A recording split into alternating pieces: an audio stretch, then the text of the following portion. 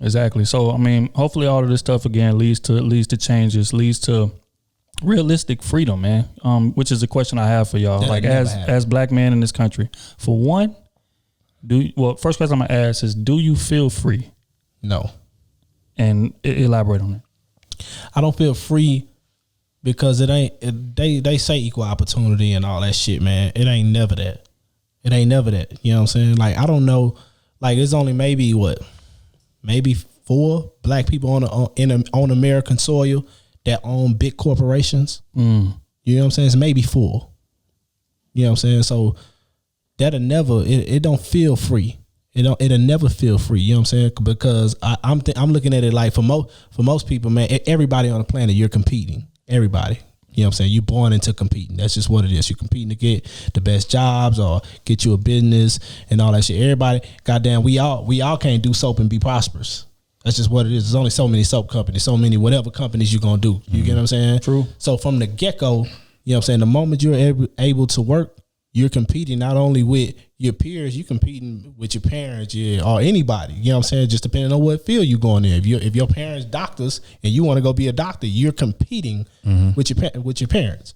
You know what I'm saying? So that's how I look at it. And for us, we already behind the ball. You know what I'm saying? Most of us anyway. We're becoming like soon as we get out the gate, man, we got so many pitfalls. Definitely. Because we most of us don't have 6-figure family members. You know what I'm saying? So we coming from broken homes and, you know what I'm saying, goddamn eating noodles every day and, you know what I'm saying, ain't never had no steak or nothing. I don't even know what the world look like outside your city and all that shit, right? So bam, let's say you do beat that. Bam, you beat that shit. All right, when you finally do get out here, it's a different level of racism now that you facing because you're fighting to get somewhere to plunge your people forward. But when you get there, you're being blocked by a certain group of people. You know what I'm saying? Let's just get it out the way. White racist people, because these the people that's in these positions that can give you these jobs. When you go on the interview board for a job that's paying you 50 and over, you better believe most of that whole panel gonna be white. Oh, for sure. You get what I'm saying? And that's who you competing against. You know what I'm saying? They don't want you in their position. They don't want you there. And then when you look above and you just see them, when you look above them, you may see one black dude on the board. And he's a puppet. Yep. He's a puppet. We had that problem at work. They always try to talk about diversifying the board and, you know, blah, blah, blah. And you'll have like 1, maybe 2 sprinkled in here and there. A lot of times, to be honest, and it's just being real, in my experience, you're gonna see black women in a nice, powerful position, but it's much harder. You're gonna see a black man. Yeah. You know what I'm saying? I don't know why that is. I know why. You want to know why? What's up? Because they kill 2 birds with 1 stone. They're obligated to hire a black person, and they're obligated to hire a woman. True. Absolutely. If you hire a black woman, you didn't kill 2 birds with 1 stone. That's true. That's a fact too. So with companies doing that, okay, now we got one body as a black person and a woman. So now we ain't got to do that. We can have the other position for a white dude. And that's what they do. That's true. That's all I see, bro. That's what they do. And women be looking at it like I see women that be getting in these powerful positions. Oh, you can't tell me nothing. I got a better job than you. It ain't because of lack of effort. You know what I'm saying? It ain't because of lack of effort. It's just how business is set up. That's just what it is. That's the way business happens. If I'm obligated, like if it was different, if we had the control and I'm obligated to hire a white person, you know what I'm saying? And I'm racist. I'm going to hire a white woman so I don't have to hire a white man and a white woman. You know what I'm saying? I'm killing 2 birds with 1 stone. And that's the way it go. And then we maintain power. Exactly. Yeah, that's true. That's true. That makes sense. Freedom, as far as I'm concerned, I don't really feel the whole freedom aspect because we don't have the chance or the opportunity to make mistakes. That's true. Like white people do. You know, we have to be perfect on everything. These guys are speaking to jobs and different things like that. We have to be perfect. When we come in, for one, it's already a knock against us. It's already super hard for us to even get in the position to begin with. Now, if we come in and do something wrong, again, we coming in with 2 strikes. So if we come in and do something wrong, that's grounds for them to get rid of us and bring in another white person. Because they can say, well, see, I told you I tried to hire him, man, it went left and he's not, he's inept and can't complete the job. So we're going to bring in somebody that we familiar with. Like I told y'all we should have to begin with. Like that's the thinking.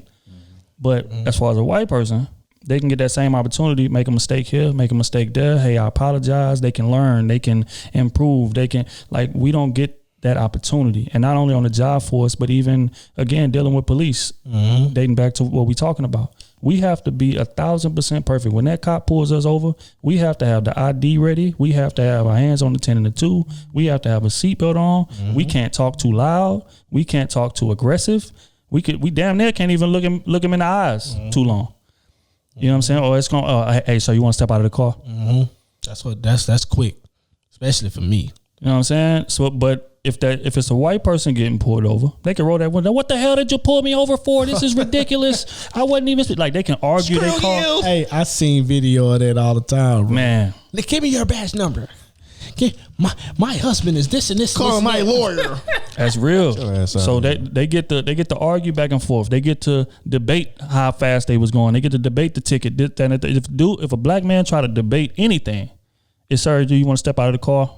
Put your hands on the hood, patting us down, searching the car, searching the trunk, looking for any reason to arrest us, to validate the idea that they had as soon as they saw we was black when they pulled us over. Yep.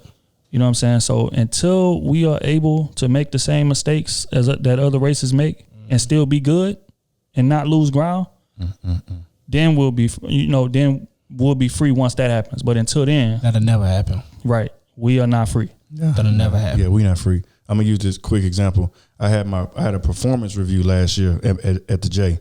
So I got a promotion during the whole transition or whatever. So it was weird because I had a performance review by both of my bosses at the same time. So one kind of did one half of the year, the other did the other half. So I'm in the office talking to them, whatever, whoop-de-whoop.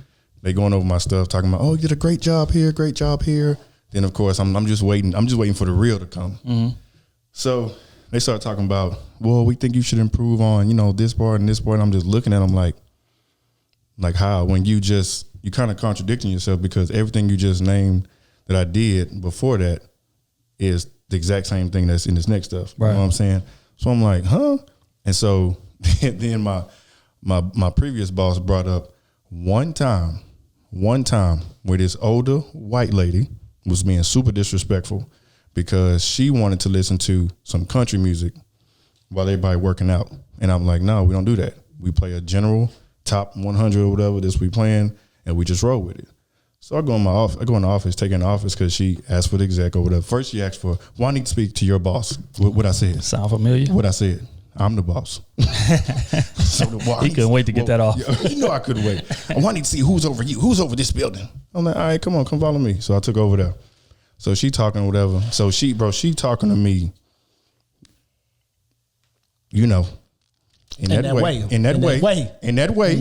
And so I'm looking at her and I'm looking at my boss and he just taking it all in. Ain't saying nothing, not even defending me. Right. So then I was like, you know what? I said, this was your problem in the first place, because I started going off on it. I looked at him, bro, his face was red. Yeah. And so she finally walked out or whatever.